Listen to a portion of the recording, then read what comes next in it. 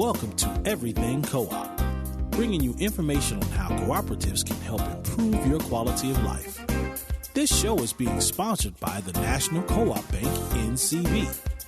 The NCB is dedicated to strengthening communities nationwide for the delivery of banking and financial services for the nation's cooperatives, their members, and other socially responsible organizations. For more information on the power of community ownership, visit ncb.coop. That's ncb.coop. Now stay tuned for your host, Vernon Oakes. Good morning, everybody. This is Vernon Oakes coming to you this cold Thursday morning to talk to you about cooperatives who may be able to warm your soul for the future. This morning we have Mr. Bruce Reynolds with us. He's from the United States Department of Agriculture and their Rural Development, and he is a program leader in their cooperative programs. But I want to wish everybody a Happy New Year. This is the first program for this new 2015, and I'm very pleased to have Mr. Bruce Reynolds in the studio with us. Good morning, Bruce. Good morning, Vernon. So can you tell me how you got started in co-ops? Well, I after graduate school, I originally studied history and was very interested in agricultural history, and then I studied economics, and so I was an entry-level economist at USDA, and after about 5 months working in the Foreign Agricultural Service, I started with the cooperatives, what was called the Farmer Cooperative Service, and this is 1978.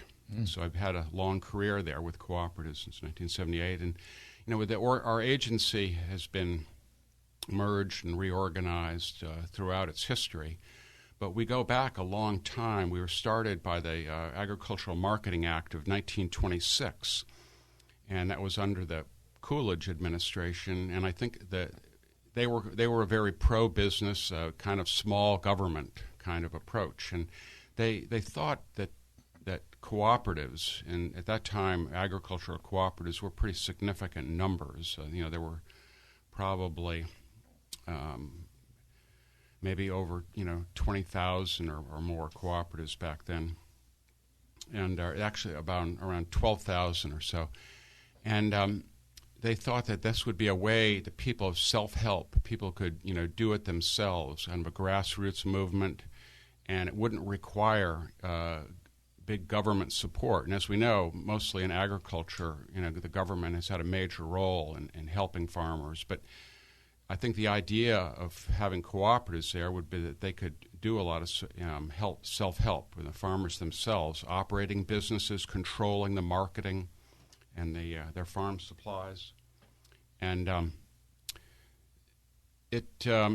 think it's had a positive impact, and our agriculture has prospered, and cooperatives, farmer cooperatives have made a great contribution towards that. Now, in recent years, our agency we were moved under the Clinton administration into rural development. And we sort of had started a process of broadening our approach, looking at other types of cooperatives, even, housing to some extent, more so in this movement of local food and food hubs, food cooperatives. And some of these are multi-stakeholder, where you have farmers and you have the workers, in like a food co-op, and consumers, and that's where you get the multi-stakeholder. And that's been a big part of our work lately. And we have grant programs, and we administer grants to support both food co-ops and other types of food businesses. And we also have grants to support centers, which do some research, but they do the sort of consulting and technical assistance to help people start up cooperatives. And they're called Rural Cooperative Development Centers, and we have special grants for them. And this is work that my agency, we used to do directly. When I came on in 1978, we had about 120 staff people who just went out, traveled around the country helping merge farmer cooperatives or start up new farmer cooperatives. And I did that work for about 22 years organizing cooperatives. But now, so you went around the world, around the U.S. Yeah, organizing all over the U.S. Yeah, not internationally. Okay, but in rural areas. And gradually, though, they've cut that back. They didn't want, somebody like me just traveling out to Texas or whatever and setting up co-ops. They wanted to do it locally. And so they established these rural cooperative development centers that in various states, they get support from their states, they get support from us in terms of grants, and in terms of other co-ops within their state. And so they're kind of like the go-to place if you want to start a co-op in a rural area. Now, some of these centers, they also work in urban areas as well, but our grant funding has to be restricted to their work in rural areas. And another area that has been important now that we're expanding and I've been working on is small rural businesses. And we have this sort of baby boomer generation that in the post-World War II era that people started businesses in rural areas, and many of them are family-owned, and they're up in retirement age. And we want to try to preserve a lot of these businesses because they mean a lot to the small towns. If you lose a business, it really hurts the employment in the town.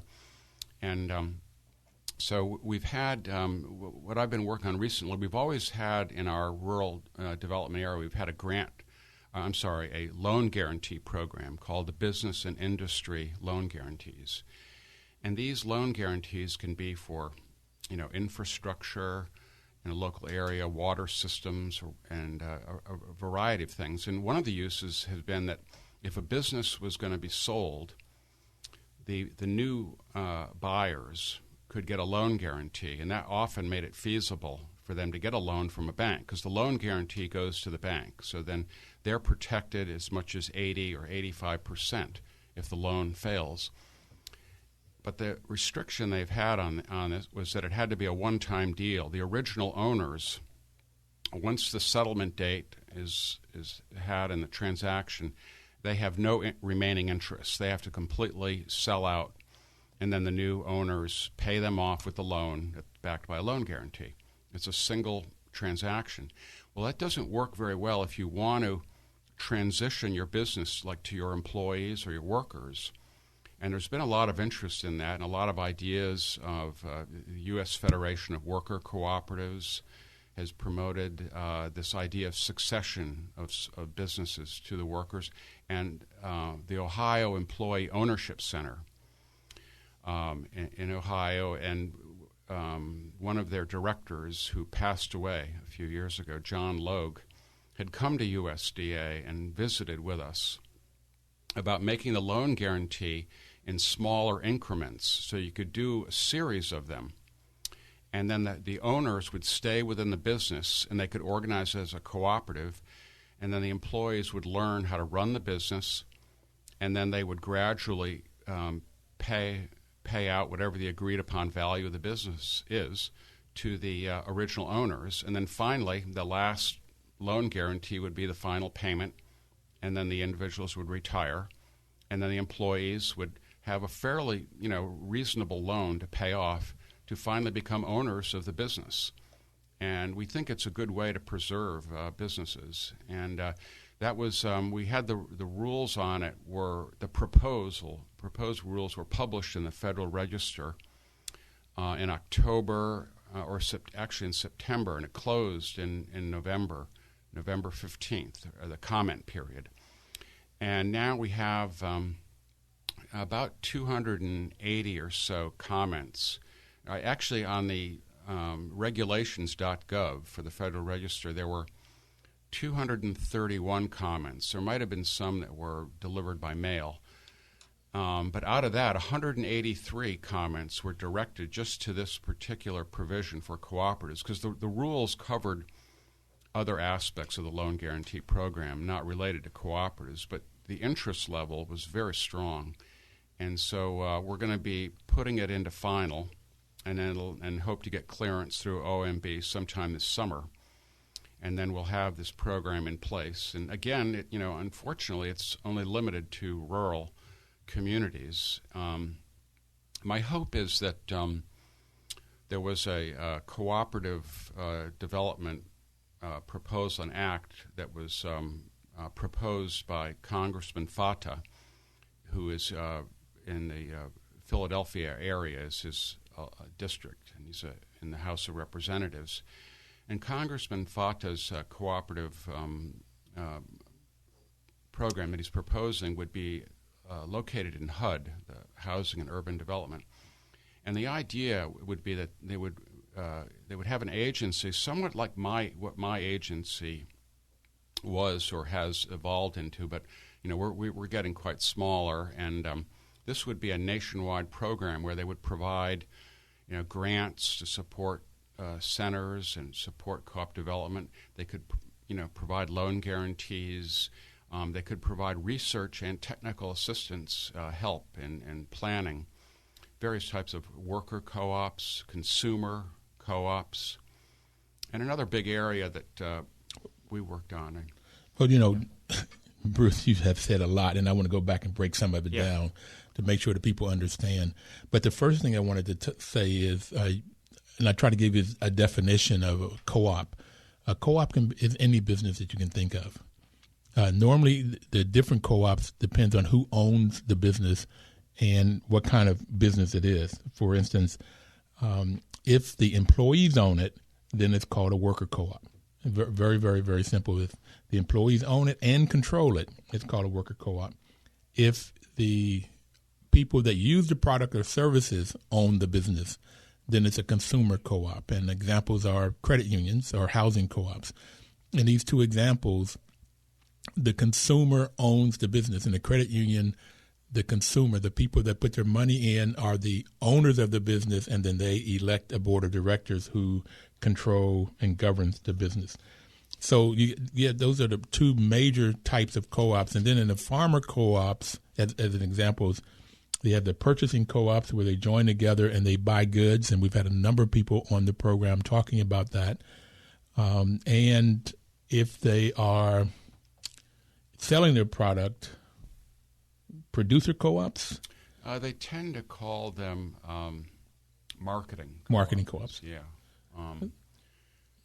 Sometimes people, they didn't want to, they are producers, but they didn't want to sort of conflate it with an actual, in various parts of the world, there are actual agricultural production co-ops where they collectively produce. Okay. But in the U.S., it's been more the individual operates their farm enterprise, and they're the sole or family owns the farm, and then they band together for the purchasing side and then the marketing their grain, their cotton, or dairy, milk production, which is very big in the U.S. Cooperatives. If you have a question or comment for Bruce Reynolds or myself, you can call in at 1-800-450-7876. If you have any question or comments, we'd appreciate a call in at 1-800-450-7876. And National Co-op Bank is sponsoring this program. We're going to take a break. We'll be right back.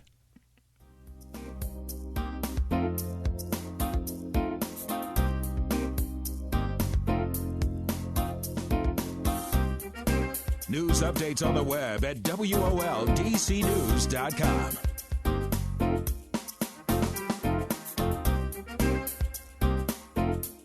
Good morning. This WOL Traffic Update is brought to you by Prince George's Community College. On outbound New York Avenue, they're back again today working. The utility construction is outbound New York after the 3rd Street Tunnel before North Capitol Street. Only the left lane gets by, slowing you down out of the 3rd Street Tunnel once again and leaving Mount Vernon Square on outbound New York Avenue. Prince George's Community College offers affordable and convenient degree programs and continuing education classes. Day, evening, weekend, or online. Spring classes begin January 20th. Enroll at pgcc.edu. Now your WOL weather forecast brought to you by TrueCar.com for today. Partly cloudy, windy, and cold, highs in the 20s tonight.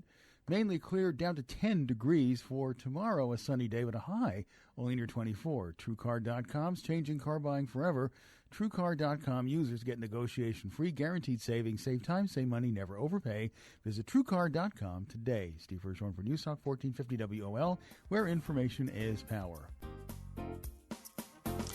information is power. WOL says that all the time, and we totally agree with it. That's the reason that the National Cooperative Bank is sponsoring this program, is to give you information so that you can perhaps start a co-op or join a co-op. One of the most, which Bruce and I were talking about during the break, is that one of the distinguishing factor about a cooperative is its users. The users are the one that have the total control of the cooperative. There are 7 principles in co-op, and the first one is volunteer and open membership. And there's a number of reasons I like all 7 of these principles are part of it, and that it doesn't make any difference about your race or your gender or how much education you have or your wealth. If you become a member, the co-ops are open to anybody and everybody. It's democratic member control is the second principle. There's members' economic participation. And that means that often you have to buy in. If you are in a credit union, you have to put some money in. If you're in a housing co-op, you have to pay your monthly fees. We had Equal Exchange on, which is a worker co-op, during the Christmas in December, and there was a $3,500 buy-in that everybody had to pay in order to become a member. But also, and when Dame Pauline Green was on, from the president of the International Cooperative Alliance, she made sure that I mentioned this, is that if there's a payoff, if at the end of the day there's more money brought in than spent, then that payoff can be, and the members will decide this, can be divided up between the members. And Equal Exchange, they divided 40% of what their profit was to the members. So you get this members' economic participation both ways. There's a buy-in, and then there's a share-in of the profits. It's autonomous and independent. And a lot of times if the co-op borrows money, it has to be made sure that in those loan documents that the co-op still has the control and not the bank. And again, Dame Pauline Green brought up that in a lot of countries, the government wants to get in and tell the co-op how it operates. And she said that's changing a lot, particularly in Africa. So the co-ops have the autonomy and independence. And the first reason I like co-ops is their 5th principle, and that is education, training, and information. It's constantly training. And I like that you take everyday people and you give them the education they need to run a business. And working cooperatively, they can run this business and use each other's skills to make it successful. Where if you wanted to start a business individual, you're only talking about one person. But if 5 people get together, then you got 5 people with 5 sets of skills that can get together and get some training and run the business, and it's a better chance of success once they learn how to work cooperatively. The 6th one is cooperation among cooperatives. Equal Exchange talked about that. They bought from smaller farmers throughout the world, and they had fair trade, gave them a fair price, and then they sold to a lot of co-ops, particularly food co-ops. So they had a three-folder of cooperatives. They bought from them and they sold to them. Cooperation among cooperatives. And then the 7th one is concern for community. And you got in the co-op DNA is this concern for community. So they don't necessarily need a division for corporate responsibility because they're mostly developed or started up to solve some community problem, whatever that problem is. And we've had a number of different people talking about the different problems that existed. Papa Sin was on and said when he was in Senegal, he moved into the city where the suburbs, there were no housing, so they created a housing co-op.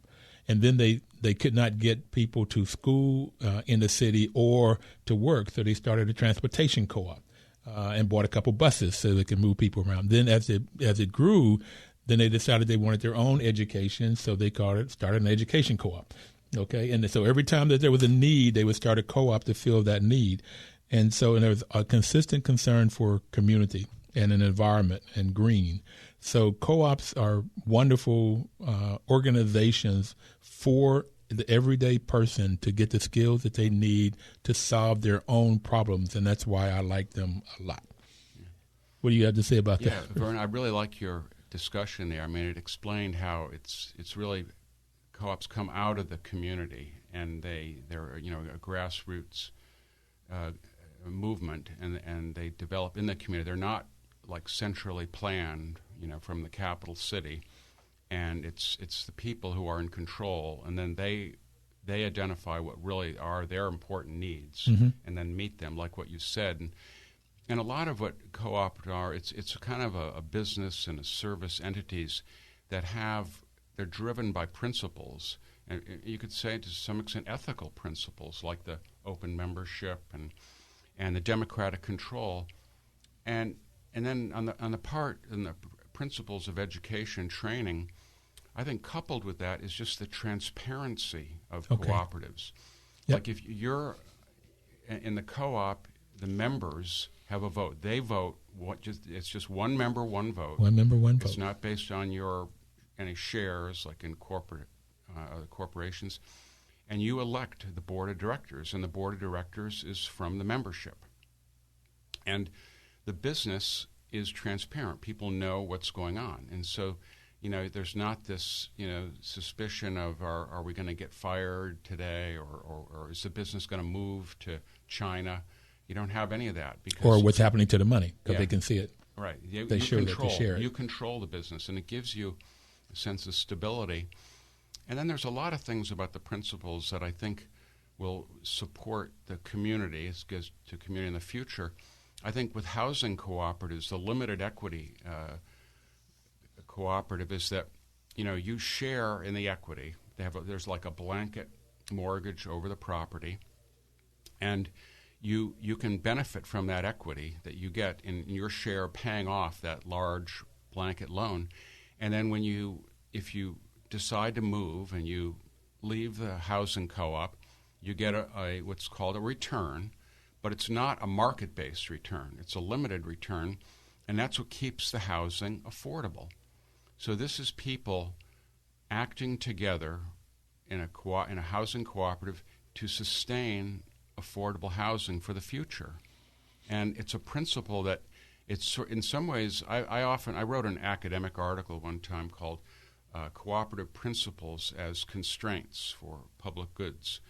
And many in the co-op community thought, well, you shouldn't use that word constraint. But what I was really getting at is that in a free market society, which is good, it generates a lot of wealth and it's good, but it's not the only way to operate. In some sectors of our economy, we need cooperatives to give people control and stability. And in the worker cooperatives, and Vernon had mentioned about, you return any profits, they go back to the members in the worker cooperative. And that's true for farmer cooperatives. All the money is eventually returned. So what economists say, well, you don't have permanent capital. So to deal with that, they often have reserves. They have a reserve, and that gives them their permanent capital, so they can go to a bank and get a loan, because the banks are reluctant to loan to you if the equity you have is going to be revolved back to the members. You have a commitment to return that to members. But if you set up a reserve, you have that permanent capital. And worker cooperatives and farmers use that to deal with when business is down and the economy is not doing well, they can survive during the low points with their reserves. Now, when business is really good, the reserves can build up and they can be really valuable. Now, some people decide they want to demutualize, and that's been a movement that in the principles of the ICA, International Cooperative Alliance, they have what are called indivisible reserves. And they're very big in Italy and France and other countries and in the U.S. worker cooperatives as well. The indivisible reserve means that, let's say you create a very profitable business. And that happened like in agriculture, Rockingham Poultry Cooperative.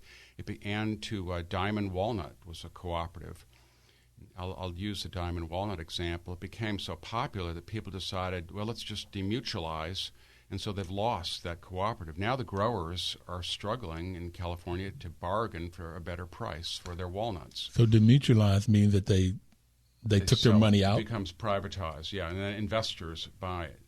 So the investors see that a co-op is based on users, the consumers, the farmers, the workers who use the co-op. But other businesses have investor owners who don't really use the thing. They just have an investment position. So when they demutualize, you sell it off to investors, and then you get a one-time profit, and then it's gone for the future. Yep. So the indivisible reserve can keep these businesses going in the future, because if you if you decide to sell the business, if you're a worker cooperative and it becomes really profitable and you decide to sell it, the indivisible reserve goes to charities. And so or to co-op development, and you can't capture it. And it's such a big part of the business that it's a disincentive to demutualize. Okay. And then on the other side, when you're doing poorly, it helps you survive. You know, when you're talking about limited equity co-ops, there was a study done on a co-op in Atlanta called Wildwood. 250-unit cooperative had been in business for 40 years.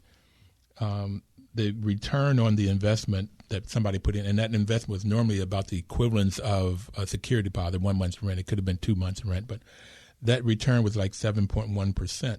And they figured that was a better return they could have gotten anywhere else. So it ended up being profitable, because I used to think that because it was limited equity, that it was bad for the people. But it turned out that they had a better return than they would have gotten anywhere else. And I argue because of the people there, they probably wouldn't have saved anything. So, and then also because there was a write-off, you write off your property taxes and interest. Each individual gets that write-off. That did not include that. The other major piece, when you talk about over time, because there's not the profit motive and because people take better care of the property once they understand their owners, that the expenses go down. And so the cost for rent at Wildwood was like $500. An apartment down the street was $700 or $800. If you took all of those savings plus the it just turned out this tremendous wealth building in a co-op. And we're going to take another break. We'll be right back talking to Bruce Reynolds from the U.S. Department of Agriculture about cooperatives. We'll be right back.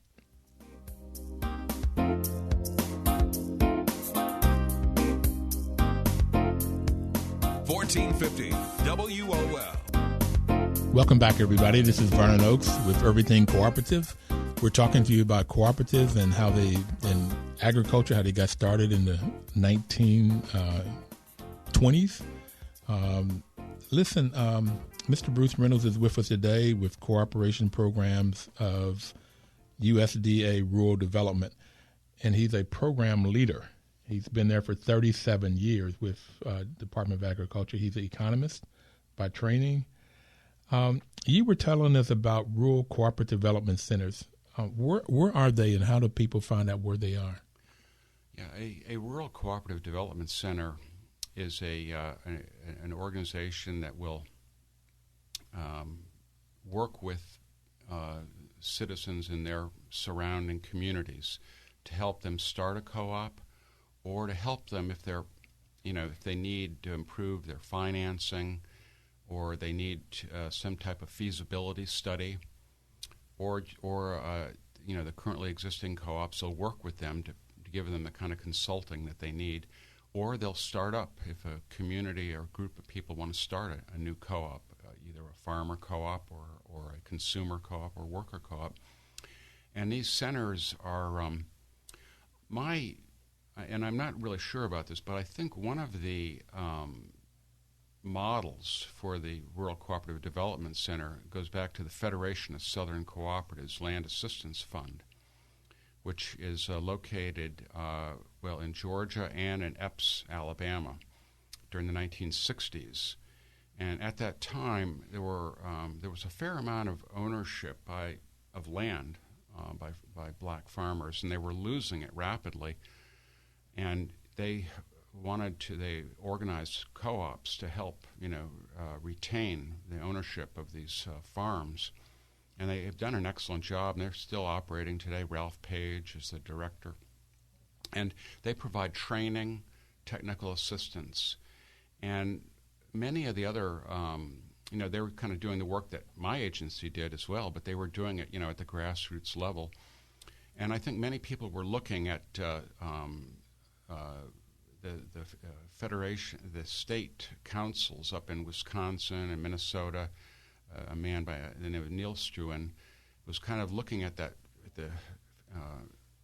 Federation of Southern Cooperatives, and he thought, this is something we should have throughout various other states, and we could assist the local people in setting up cooperatives. And so then it fell. They got passed in Congress to support rural cooperative development centers, funding, an appropriation, annual appropriation. And my agency sort of administers. We administer the proposals that come in. And help evaluate them, and then we award these grants to these different centers, and they're pretty much all around the country. There's some real excellent ones around. They just do tremendous work, and they tend to get funded year after year. Some of the ones that are just trying to get started, it takes them a while to learn about doing significant cooperative work, and but then what we try to encourage new ones to form. So that's an annual appropriation. It's called a Rural Cooperative Development Grant that they can receive, and as I had mentioned earlier, the centers also have other sources of funding as well.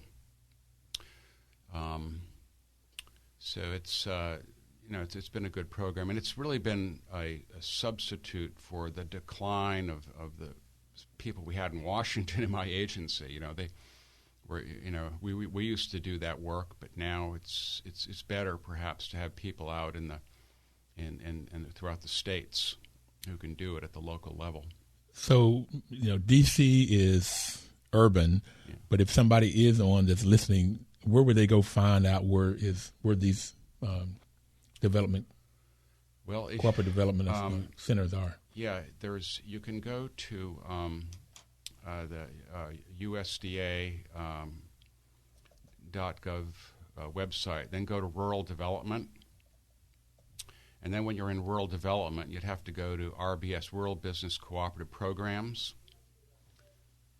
and then from there you go to the cooperative programs, and then there'll be listings of our various programs, and under the grants, we have value-added grants, and then we have the Rural Cooperative Development Center grants as well, and you'll see that on there. And it will list the ones who are funded. Another place to look is on the webpage is Cooperation Works. If you put in Cooperation Works, probably .coop, C-O-O-P, and Cooperation Works also, that's an organization, actually a cooperative that was formed of all these different centers. And they work together. Sometimes they might have a multi-state project, and they'll work together on it. They work on training and education, and so they and a big supporter, I should add, on education cooperatives today is the farmer cooperative called CHS, which is the biggest. I think it's the biggest farmer cooperative in the world, certainly in the U.S. And CHS Foundation does a tremendous job of even working with these cooperative development centers and working with universities on cooperative education. And they've put out a lot of initiatives.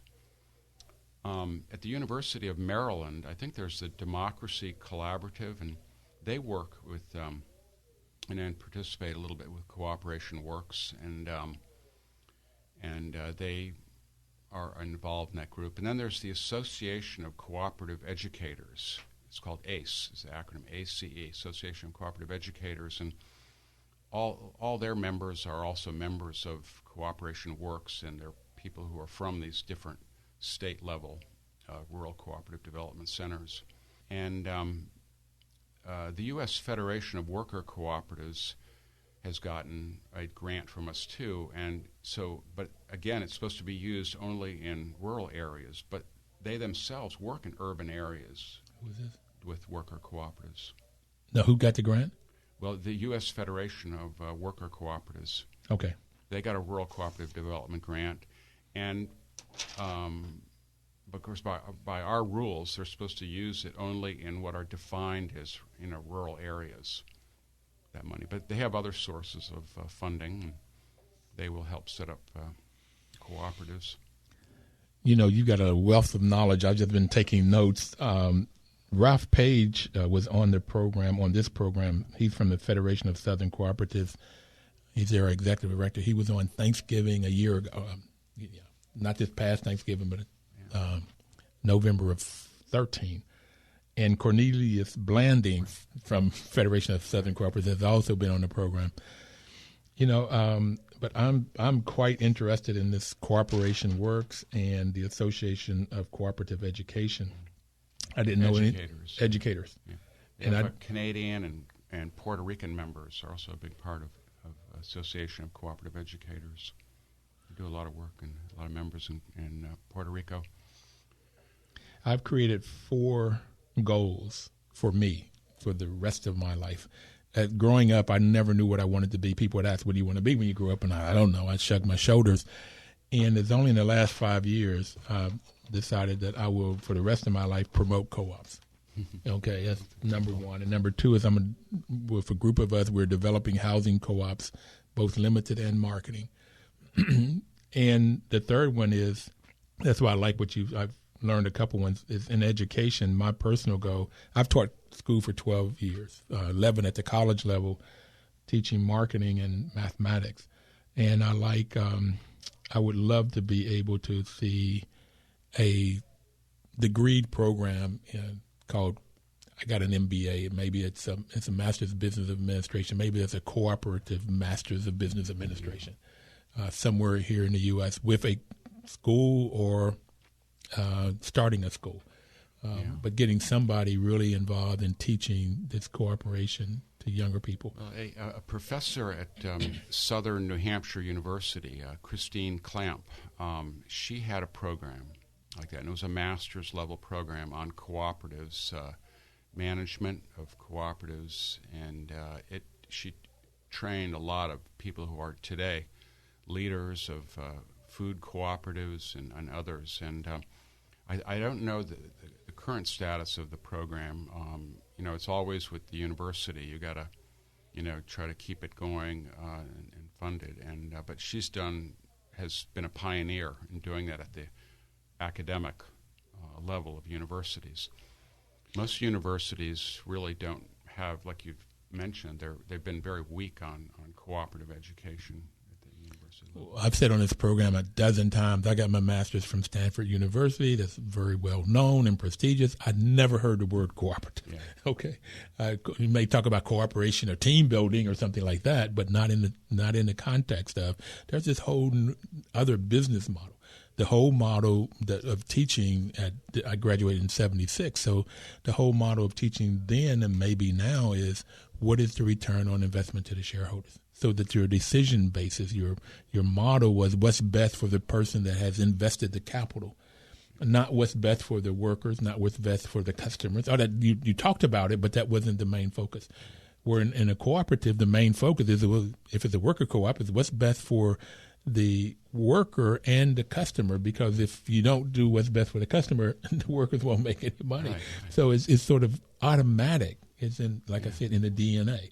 Yeah, you don't want to make it be so individualistic that you don't have that participation and care of others, and a co-op is a sort of a structured, organized way of having solidarity with your members and working with others and giving people a stable way to live. There's a lot of qualitative values that go into operating a cooperative, but they are competitive businesses, and that's their number one goal. They have to be competitive, but at the same time, with the rules and principles they work under, they generate these kind of benefits to the whole community. The other thing that I really like about cooperatives, and when you go to a conference with cooperators, you find out that they share information. It just give it away. How can get a bunch of treasurers together and they talk about, well, we had this problem, this is how we solved it. You don't have this competitive environment of I've got knowledge and I won't share it with you because then you can go get my business. It's just the opposite. Is how do we help each other grow? How do we help each other be successful? Yeah, there is a lot of that sharing.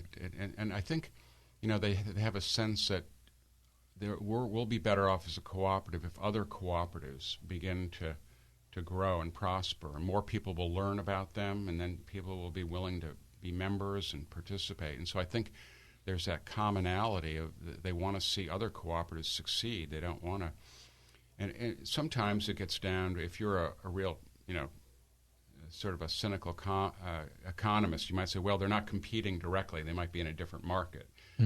And, sometimes, I mean, in agriculture, I've seen some farmer cooperatives, compete pretty severely with one another, and then sometimes they end up merging, and then they, will start working together again. But generally though, they are very open and like you said, and sharing, and they're not trying to advance anybody's individual agenda. They're just trying to make the co-op and its members successful, and that the road to that is to just work with others and partner and share ideas. And they're complicated enterprises to operate, so they get that help from one another to be able to navigate these businesses through very difficult economic times. When I say I love co-ops, is being in boardrooms with everyday people making decisions. Limited equity co-ops, you may not have anybody with, at best you'd have a high school education, and you watch decisions and how they grapple with information, and they make decisions what's best for the group as opposed to what's best for the individual. And that's what happened more and more, which I like them. We're going to take another break.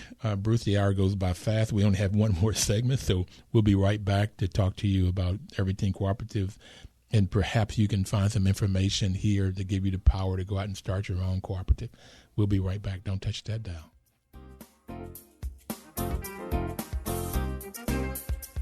News updates on the web at WOLDCnews.com.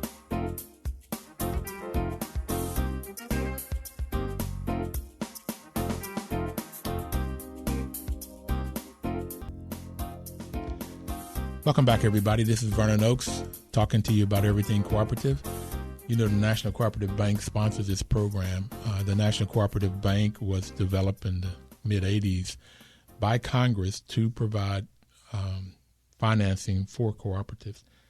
And they have a very, very tough job because they are working in communities that are economically deprived. And most communities that I grew up in, or most African Americans live in, are communities that are economically deprived, or Latin Americans and Native Americans. So they have to be able to go in and find individuals, and they even end up investing in the individuals that's creating the co-op and the business and how much knowledge they have, because most bankers, they look for how much capital you have. If you fail the making the loan, then they want to be able to go and grab something that you have to replace that money that they loaned you. Where in a lot of times in economically deprived communities that the National Cooperative Bank was designed to help, that capital is not formed. So they have to look at something else, and that's the individuals. And coming together as a cooperative and trying to figure out how you solve the community problems and getting the information you need, the training and the education information you need so that a cooperative can be successful, is what they would be looking for to make the different types of loans. Whether those loans are with housing, which they do a lot of, or worker co-ops or farmer co-ops, whatever the co-op might be, then they have to make that choice, those decisions. And those are not easy decisions. I take my hat off to Chuck Snyder and the people at NCB to be able to make those loans, and they've been very, very successful since they've gotten started, that they don't have a lot of loans that go under. And the other nice thing is when we just went through this last, it's called a Great Recession of 07, 08, there was not a lot of co-ops that went under.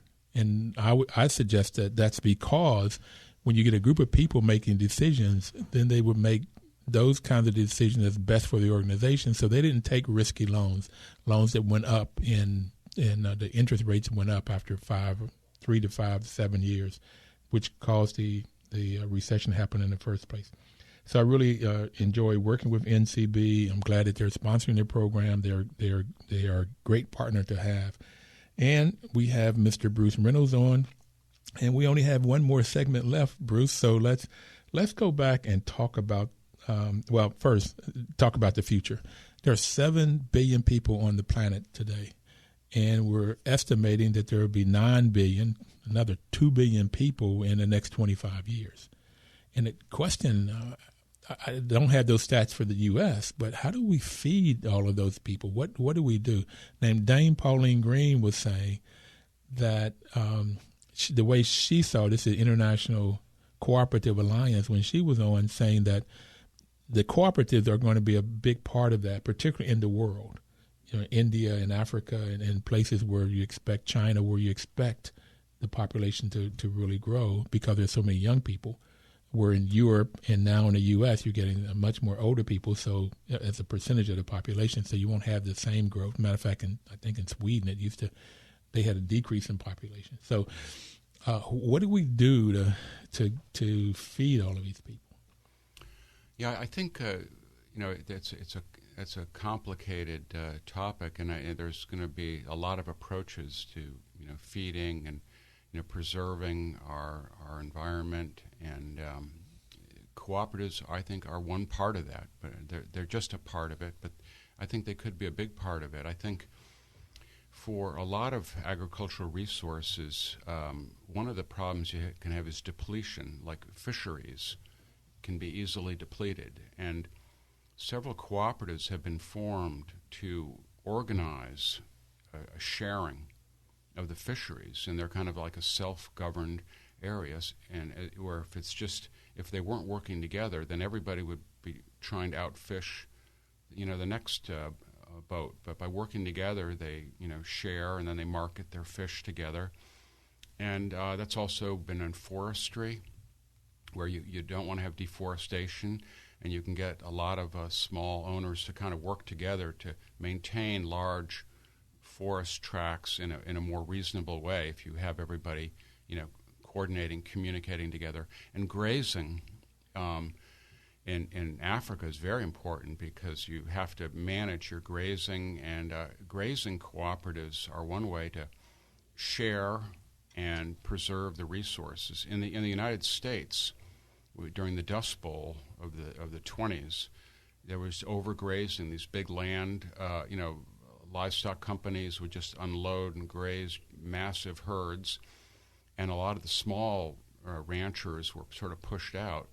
And now, we have a lot of public land, and then there's controlled grazing, and some of it is by, cooperative grazing associations, and they work really well. In some cases, they don't just use the public land. They've gone out. There's a Chimney Canyon Grazing Association. They bought land as a cooperative, the rancher, and they share it and they preserve it by not overgrazing. They have their own rules that the members all agree on. So I think this area of people working together to conserve scarce agricultural resources will be a big part of feeding a growing world population. Wait a minute. This sounds strange that the way you can feed more is by reserving. The way you can get more is by working together and deciding together. We're not going to have a larger crop, so we put rules on how much you have in crops. So you almost put rules on or limits on how much profit you make. Okay, because you're saying for the environment, which was number 7, concern for the community, concern for the environment, we're all better off if we make these rules and we all live by them. Yeah, if we don't exploit scarce resources like water and as I mentioned, fish and these things, they have to be managed. And if you let the local people responsible for it, working in cooperatives, they will do that, and so and that's one answer. I mean, there's a lot of solutions to various problems. Many of them are technological and everything, but cooperatives are one avenue where I think we can make a real impact on our world today in terms of climate change and other things, and it's consonant with the idea of preserving businesses and trying to maintain them for the future, or housing, affordable housing. All of that is, you participate in as a user, not an investor, but you get a return, and you have a profitable, rewarding life, and then you share something. You contribute to the future. You leave behind a better world, and that's. And I think cooperatives are our way to do that. The people from NCBA, National Cooperative Business Association, when they were on, they were saying that when they go out in the they get contracts, they get government loans, not from USDA, or is it from USDA? Or World Bank. Yeah. So World Bank. they go out and they help people throughout the world, and they said that they've had farmers that would say things like, after they've joined the co-op and they would learn how to produce better, and working together, they were able to produce more and better crops, right, so that they could feed their family for the whole year. Right. I mean, they could sustain their families. And right, it was those kinds of things. It's not only do you sustain the world, to sustain the planet by doing things together and conserving what you're talking about. Yeah, they've done a lot of international work. Some of it is funded through the Agency for International Development, and they've gone out and helped organize co-ops throughout Africa and South America, and providing with the technical know-how to improve farming and for people to share in it and to protect the environment while they're doing it. And so it's been a good program that they've done at NCBA. When I first started this program, I was trying to figure out how I could get Mr. Obama on to talk about community development, since that's where he came out of, because it seemed like co-ops are an ideal way of develop communities to solve community problems, which we've been talking about. Do you have any sense of, during one of the breaks we were talking about this committee that looks like it may form, but how to get the federal government more involved in this co-op and understanding the co-op and how it can help not only the U.S. but the world? Yeah, there was in the recent Farm Bill proposed for an interagency group, which would be headed up by USDA to work with other departments. And there's an interest in cooperatives in a lot of the different agencies, Commerce, in Department of Labor. They're working with unions. Unions have taken an interest in cooperatives now.